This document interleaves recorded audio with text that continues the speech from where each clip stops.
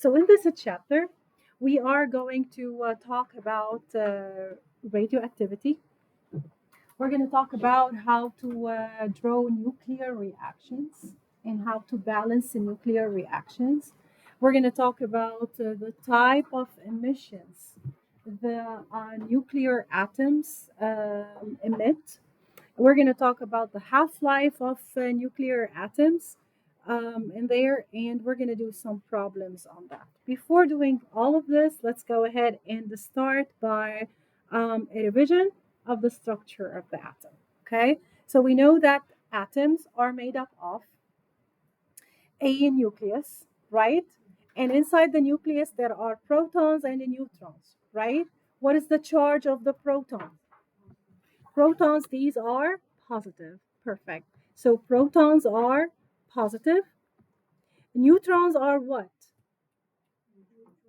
These are neutral, which is a zero charge. And the electrons, these are negative. So if I am looking at protons and the neutrons, these are located inside of the nucleus, right? So what's the charge of the nucleus? Nucleus, positive, right? So the nucleus is positive in there.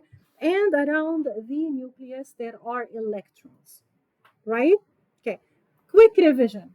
Electrons, they do reside around the nucleus, and they reside in what? Shells. Exactly. So they do reside in shells. Remember that whenever we do chemical reactions, so when we're doing chemical reactions involve electrons and involve electrons in shells. Okay? So when we talk about chemical reactions, it's different than in nuclear reactions. When we do chemical reactions, we look at the electrons of the atoms in there, and we know that atoms, they do prefer to be octet so that they are stable, 8 electrons, and this is why reactions happen. So chemical reactions, they are involved between electrons of atoms. Okay? That is different from nuclear reactions. In nuclear reactions, these are involved in the nucleus, and whatever is involved in these nuclear reactions are the protons and the neutrons. So coming back to the structure of the atoms are made up of protons, and these are protons, they are protons and the neutrons, these are located in the nucleus. And the electrons, these, they do move rapidly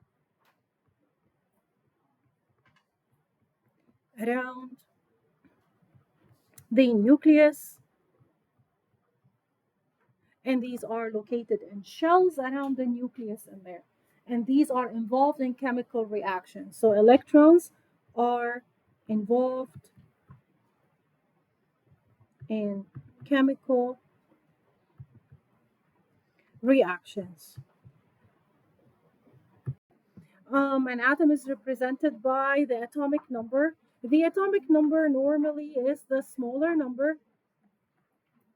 That is the smaller number. And the mass number, this is usually the larger number. Okay? The mass number, we call it the atomic mass. This is the mass of the atom. Number shows the location of um, the atom in the periodic table. Okay, so it shows the location of the atom in the periodic table. So what you have here is iron. This is what you see whenever the element is in the periodic table. You see the atomic number on top. Okay, this is the location where iron is. Iron is element number 26. This is it. This means that iron and all its isotopes are element number 26 in there. Whatever mass you see here, this is the mass number of what? It's the mass number of all the isotopes of iron. Because I know that iron has a lot of isotopes in there, so we're going to combine them together, and this is going to be the atomic mass or the mass number of iron in there. Okay. Now, if you take that element outside the periodic table, we invert those numbers. Okay, so the atomic number will be all the way down there. So that will be the atomic number, and that will be the mass number. Please pay attention to that. I always go with the smaller number to be the atomic number, the location of the element in the periodic table, and then the higher number is the mass number. Okay, so so we know that the number of electrons, so from the atomic number, we know that we can simply know the number of electrons and the number of protons from the atomic number. And then the number of neutrons is equal to the mass number minus the atomic number. In other way, or in other formula in there, this is a note that the mass number, okay, that is equal to the number of neutrons plus the number of protons, which is the same thing as the atomic number, you know. So the number of protons is the atomic number. It's the same thing. So you simply rearrange your formula in there and you get your number of neutrons as the mass number minus the atomic number. And this is why we got that. Okay. So from the mass number and the atomic number, we can know the number of protons, the number of electrons, and the number of neutrons for that particular element.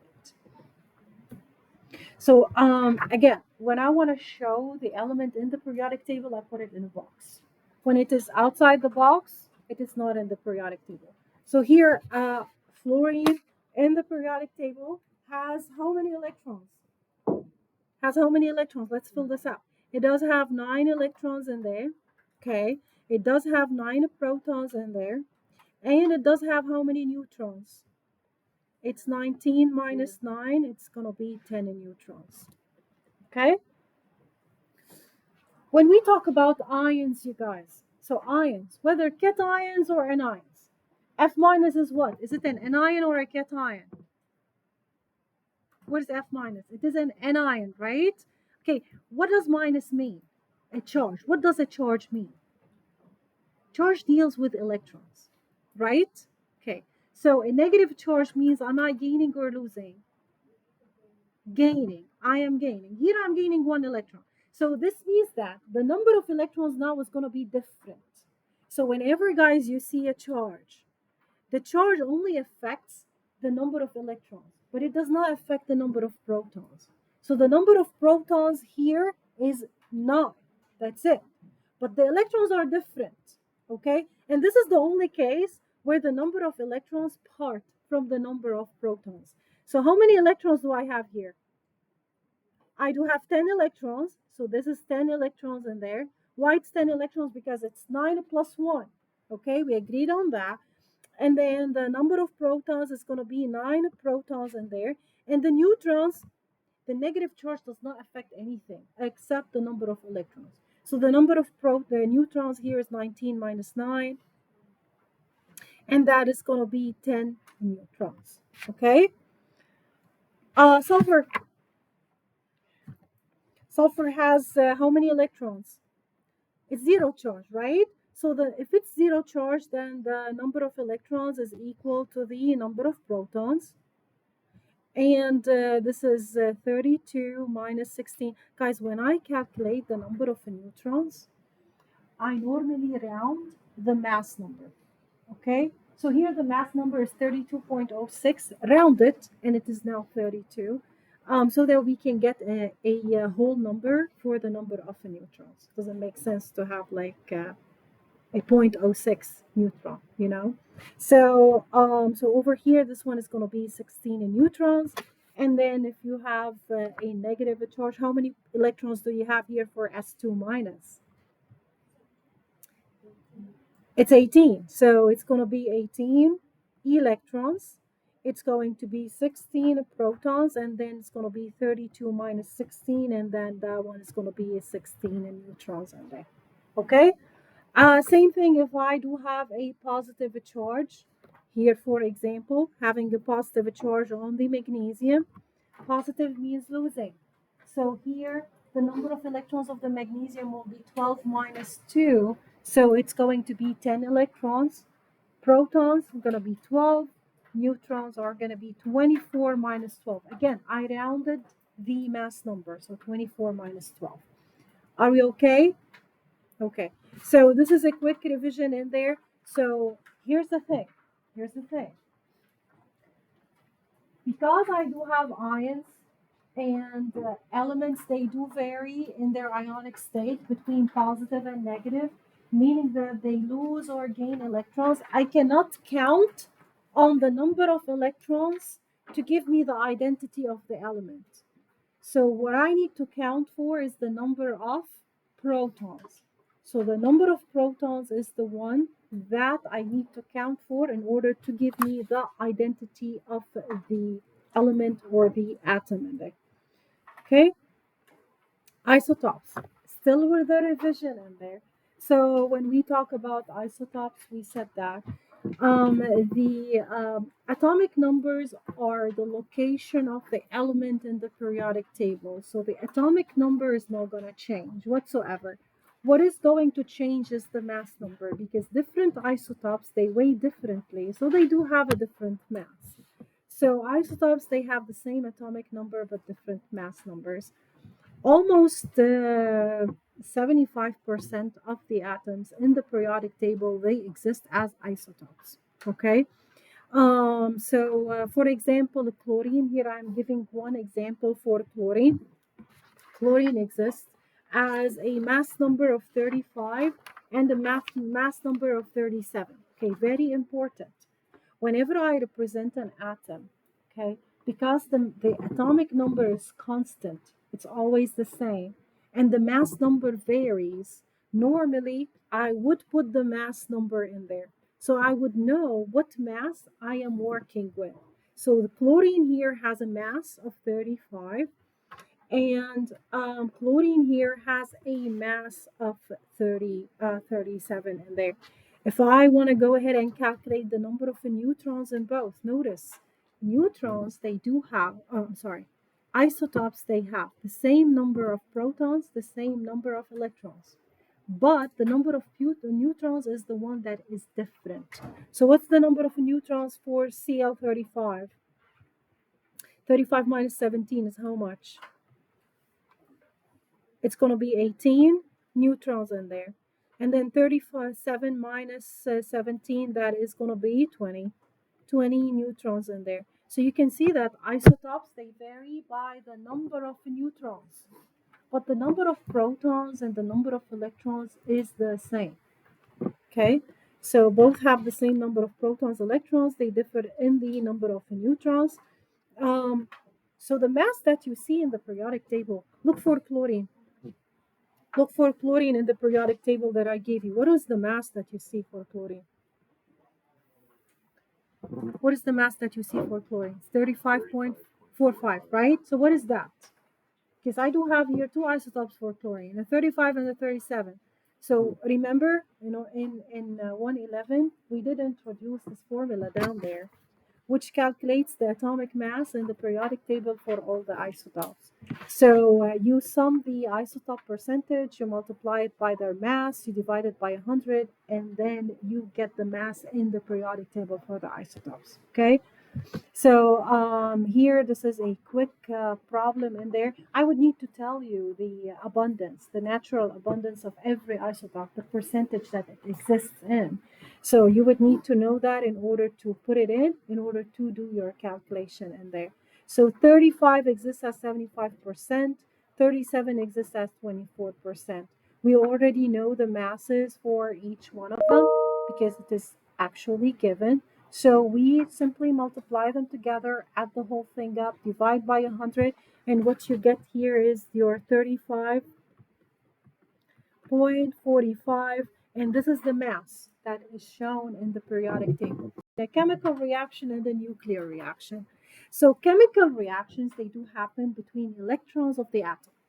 And where are the electrons located? Outside the nucleus, right? In shells, and it is outside the nucleus in there. So chemical reactions, they happen outside the nucleus. And normally it happens when electrons are exchanged between one or more substances, and whatever you're going to get, your outcome is going to be a different substance. Okay. However, the same atoms that you start with, you're going to end up with. So let me give you an example here. I am, let's say, for example, I am reacting aluminum solid and the chlorine gas, right? I did put in aluminum. I added aluminum to chlorine in there. My product is going to be an aluminum chloride, and an aluminum chloride is a solid, right? I did use aluminum. I did use a chlorine. Look at the product. The aluminum didn't disappear, the chlorine didn't disappear, but they showed up as a different substance in the product. Does that make sense in there? Okay. With chemical reactions, of course, as any reaction, you need to balance the equation. This is called a chemical equation, and you need to balance it. So to balance it, what do we need to do? What do we need to do? So we need to balance the chlorines, right? So we have 3 and 2. 6 is common, right? So we're going to do 3 over here, we're going to do 2 over here, and we're going to do 2 over here, and then our equation will be balanced. And remember that every atom prefers to have its outer shell or its electrons being octet, 8 electrons in there. So you would need to have 8 electrons for atoms, so that the atom becomes stable. Stability is something that atoms prefer. And in order to be stable, they have to react with other substances so that they can share electrons, they can lose or gain electrons, so that to achieve that 8 electron for every atom. Okay, so now for nuclear reaction. Nuclear reactions, they involve the nucleus of the atom. When we talk about the nucleus, we mean what? What do we mean inside the nucleus? Protons and the neutrons. No electrons, protons and the neutrons. So nuclear reactions, they do involve the nucleus of the atom. And the particles of the nucleus are the protons and the neutrons. These are changed. So we are changing the protons and the neutrons in there. And one element is transformed into another element when particles in the nucleus are gained or lost. This is different. So notice here, this is a nuclear reaction. I'll show you how to write down nuclear reactions, but I am starting here with Pa. Pa is proctactium. I'm starting with this one. This one is a nuclear atom, and that nuclear atom will emit radiations and it will change. Notice that it changes into a completely different atom in here, which is actinium. And what it did emit radiation, and there we will talk about the radiation and the decay. It lost in the process, it lost 2 protons and a neutron. So, in nuclear reactions, I start with something, I end up with something completely different. This is different than chemical reactions. With chemical reactions, whatever I put in my product, I should see all of these atoms in my product. This is the difference in there. So nuclear reactions, they do deal with the nucleus particles, which are the protons and the neutrons. Normally, these particles, these are called nuclides. Okay, so I'm sorry, nucleons. They are called the nucleons. So these are called the nucleons. Nucleons are the same thing as subatomic particles, because sometimes some books, they do use the term subatomic particles. So so whenever we talk about the nucleons, these are the protons and the neutrons that are in the nucleus. This is called nucleons. When we talk about a nuclear reaction, some of the terminology it changes. The atom is now called a nuclide. Okay. We will use the same definition for the atomic number and the mass number. Nothing is going to change in here. Okay. So atomic number is the number of protons. The mass number is the protons and the neutrons. And the nuclides, these are represented in two ways, which is the atom. So the atom is represented in two ways in there. Whenever I want to represent an atom in the periodic table, I either represent it as the symbol of the atom, okay, as usual. You have the 88. What is 88? Atomic or mass number? This one is the atomic number, okay? And this one here is going to be the mass number as usual, okay? I'm not changing this one as usual. Or you're going to see this. You're going to see that we are representing it as the symbol of the atom and then the number. What is this number, guys? 228. It is the mass number. We agree. The atomic number does not change. This is the location of the element in the periodic table, and this is what we are going to count on whenever we are writing down the nuclear reactions. We always look at the atomic number in order to locate the element in the periodic table. So the 228, that is going to be the mass. No. Okay?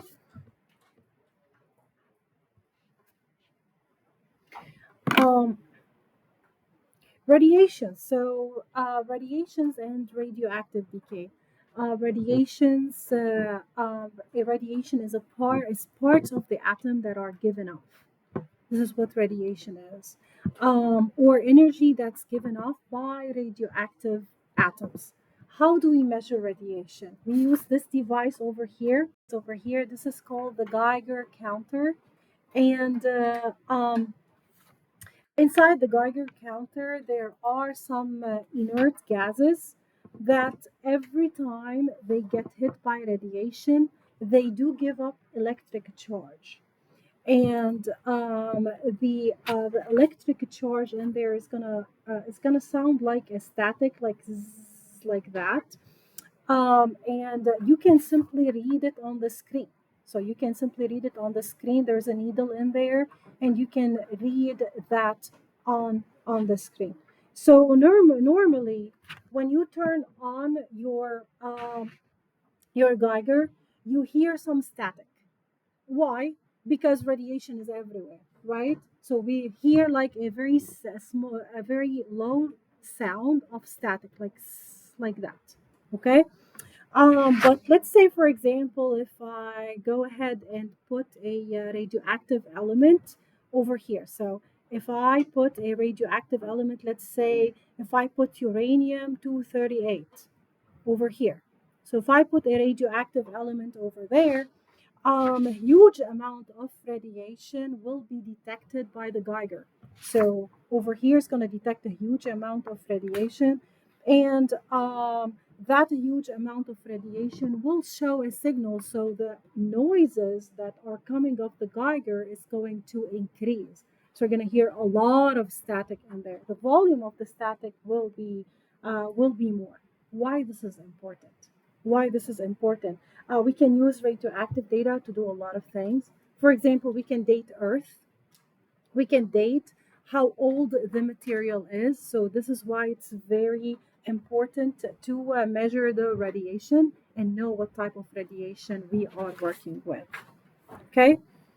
To understand radiation, we do have to understand the fundamental forces that hold the protons and the neutrons together. There are forces, and these forces they do hold the protons and the neutrons together, and this is what holds the nucleus together. Okay, so these are the forces in there, and those forces they hold the protons and the neutrons together inside the nucleus. So if you look at the periodic table look for the periodic table for me, Neon. So this is all the way down the periodic table. So Neon in here down the periodic table. we can see that neon does have the same number of protons and neutrons. Okay. As we go up the periodic table, calcium still have the same number of protons and the neutrons in there. Tin, on the other end, and we go a little bit farther to the right of the periodic table for tin, the number of protons decrease. So see, the number of protons decrease compared to the number of neutrons. So here, the number of protons decrease compared with the number of neutrons. Okay. And as you go to the uranium, we know that uranium is a radioactive element, right? Okay, look at this. As you look at uranium in there, we have 92 protons, but we have 146 neutrons. Why is that? Okay, so here we have 92 protons and 146 neutrons. Well, why? Why is that? Okay, the reason is why is that because the protons and the neutrons, think about it, these are held together using strong nuclear forces. And these are the strong nuclear forces in there. Okay. The strong nuclear forces are the forces that hold the nucleons together. We said that nucleons are protons and they are neutrons. We call them nucleons. So when I say nucleon, it's protons and neutrons in there. So subsequently, those forces they do hold the nucleus together. So as the atom becomes larger, let's write it down. As the atom becomes larger, example with uranium 92 and 146. Okay, uranium has 92 protons.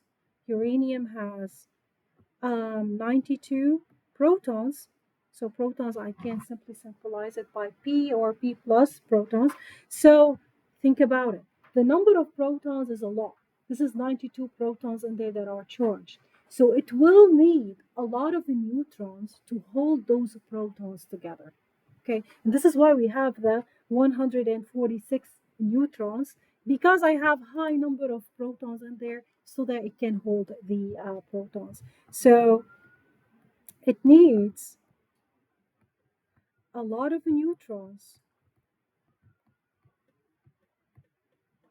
to hold it together.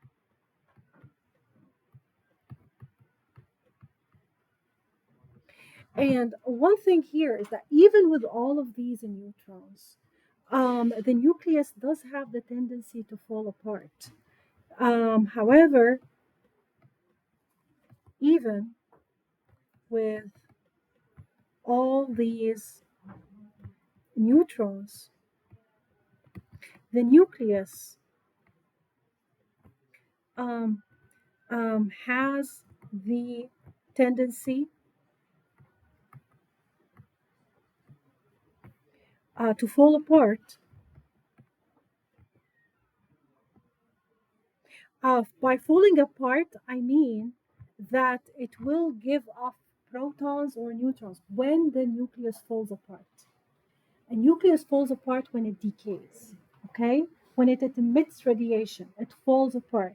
So when it falls apart, this means that it gives off protons or neutrons, okay? So we call this radioactive decay. We call this radioactive decay. Okay, so we call this radioactive decay. So radioactive decay happens inside the nucleus, and it happens whenever the protons and the neutrons basically are lost. So either one of them is lost, meaning that the nucleus will give off either a proton or a neutron as a form of radiation, and that is called a radioactive decay.